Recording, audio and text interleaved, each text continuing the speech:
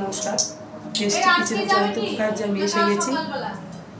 আমি আজকে আপনাদের একটা ঢ্যাঁড়সের মানে ঘরোয়া পদ্ধতি বলতে পারি করে আমি দেখাচ্ছি।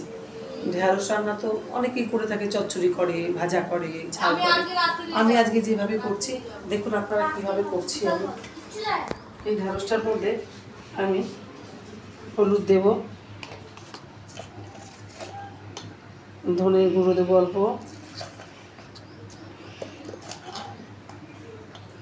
জিরে গুঁড়ো দেব,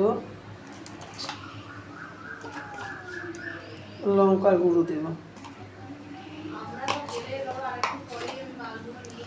নুন দেব,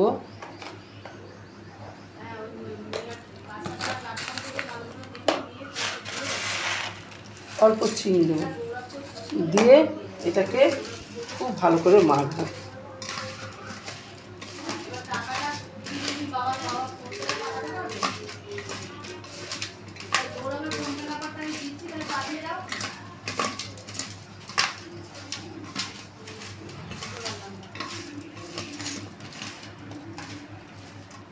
এবার অল্প অল্প করে এগুলোকে আমি ভেজে নেব, তেলে ভেজে নেব বেশ সুন্দর করে।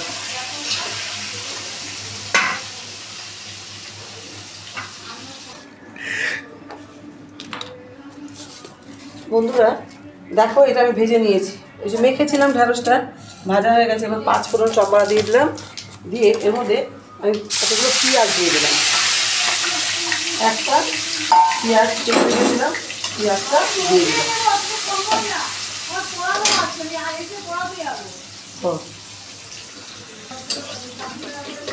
বন্ধুরা পেঁয়াজটা আমার মোটামুটি দেখো তেলটা খুব গরম ছিল তো পেঁয়াজটা ভাজা হয়ে গেছে।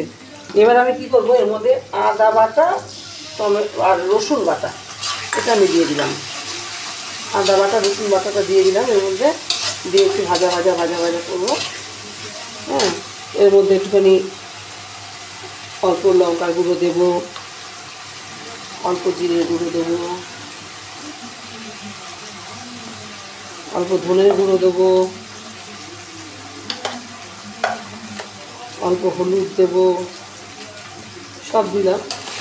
দিয়ে একটু নাড়াচাড়া করে এটাকে আমি টমেটো পেস্ট করে রেখেছি। হ্যাঁ, টমেটো পেস্টটা দিয়ে দিলাম।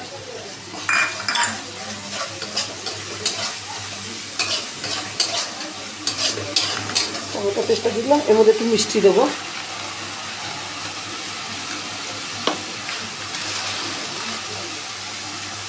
আন্দাজ মতো মিষ্টি আমি দিয়ে দিলাম।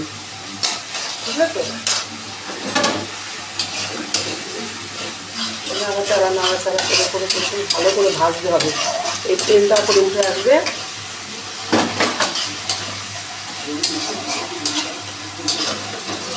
তেলটা উঠে আসলে আমি জল দেব।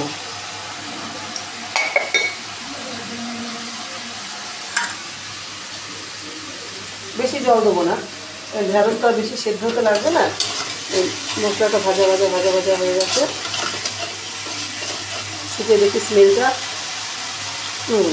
বেশ ভাজা ভাজা হয়ে গেছে। দেখতেই পাচ্ছ এরকম ভাজা ভাজা হয়ে গেছে মশলাটা। এবার এই ঢ্যাঁড়সগুলো দিয়ে দেবো, ভেজে রাখা ঢ্যাঁড়সগুলো দিয়ে দেবো। ঢ্যাঁড়সগুলো দিয়ে নাড়াচাড়া করে